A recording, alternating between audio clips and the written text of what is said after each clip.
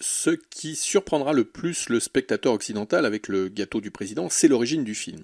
Le premier long métrage d'Hassan Hadi est irakien, provenance suffisamment rare et exotique pour être noté. Existe-t-il d'ailleurs un cinéma irakien ? Sans doute que non. Sans doute que ce film est le résultat d'une multitude d'efforts singuliers pour parvenir à monter ce projet. Ce sera confirmé par le générique qui n'en finit pas de dérouler une liste de producteurs et d'aides diverses et variées. Pour le reste, nous sommes en terrain presque connu. On pense à un certain cinéma iranien, puisque le film arpente un territoire réaliste, celui de la fin de règne de Saddam Hussein en Irak, qui dévoile ses spécificités, ses travers, ses découvertes, mais aussi ses dangers par le biais d'enfants lancés dans l'inconnu pour répondre à une injonction qui ressemble à une épreuve initiatique. D'ailleurs, le naturalisme que le film convoque, même s'il s'agit d'une reconstitution, a toujours inspiré Hassan Hadi. Le cinéaste ne s'en cache pas puisqu'il avoue lui-même que son film résulte d'un souvenir personnel.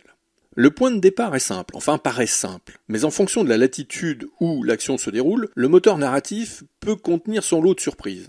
Nous sommes en Irak, donc.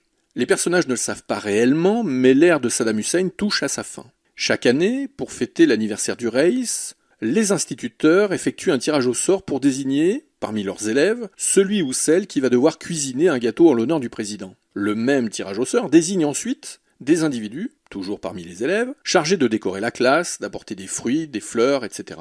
Mais ces principes, à l'image des obligations faites aux citoyens, étaient remis en question par une corruption qui, par ruissellement, s'organisait à tous les niveaux. Un service rendu à l'enseignant exonérait les élèves conciliants de toute tâche festive rendue complexe par les embargos, les pénuries diverses et la pauvreté bien sûr. Nous l'évoquions, le gâteau du président entretient des liens évidents avec le cinéma iranien en général et avec le cinéma d'Abbas Kiarostami en particulier. Difficile de ne pas penser à Kiarostami qui, ne l'oublions pas, a su très tôt filmer les conditions de vie de la population à travers le regard des enfants. Pour son premier long métrage, Hassan Hadi investit plusieurs terrains féconds lorsqu'on parle de cinéma. L'enfance, le souvenir, la retranscription d'une réalité brute et même brutale. Le film fonctionne par adjonction des contraires. Hassan Hadi revisite une part de son existence associée à un temps de bascule politique et historique. Phénomène cathartique ? Peut-être. Comprendre enfin une histoire qu'il était trop jeune à l'époque pour en saisir les circonvolutions ? Sans doute. Sans doute un peu de tout cela. Mais le film tire sa beauté surtout de la possibilité de voir l'éclosion de sentiments, amitié, empathie, compassion, que les pires régimes ne peuvent contenir. Cependant, aucune naïveté dans le discours du cinéaste. Le film n'est pas exempt de scènes où la noirceur plane au-dessus des têtes des deux enfants propulsés dans la réalité de la capitale irakienne, Bagdad.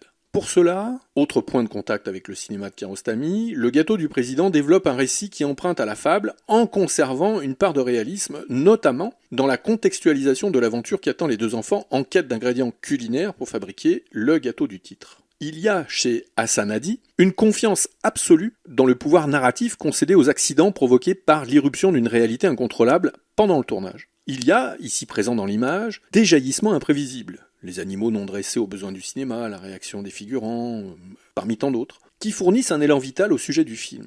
Ainsi, des péripéties naissent dans l'improvisation et dans l'adoption d'éléments intempestifs qui font la richesse du matériau filmique. Comme chez Kiarostami, donc, l'objet filmique devient, sous nos yeux, une matière vivante qui se développe dans une dialectique qui juxtapose le fictionnel au réel.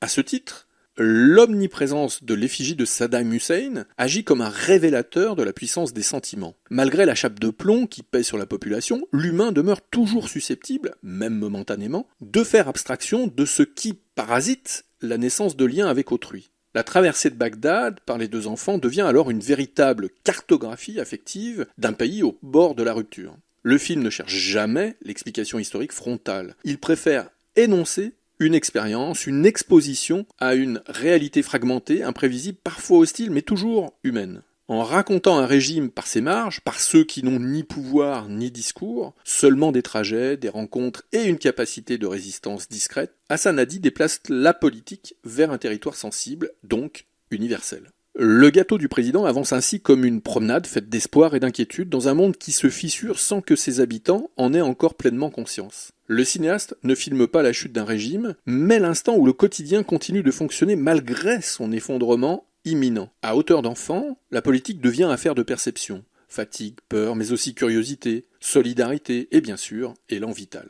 Le gâteau, objet dérisoire, importe moins que le chemin pour le confectionner. À mesure que les enfants traversent la ville, ce n'est pas seulement un espace que le film explore, mais une manière d'habiter le réel que même la dictature ne parvient pas entièrement à discipliner. Ce qui se joue alors n'est plus l'hommage forcé au pouvoir, mais l'attention portée au regard, au silence et aux accidents du tournage. Hassan Hadi signe ainsi un premier long métrage qui, sans emphase, rappelle que le cinéma reste un art de la circulation, des corps, des affects et du sens, là où l'histoire officielle cherche à tout figer.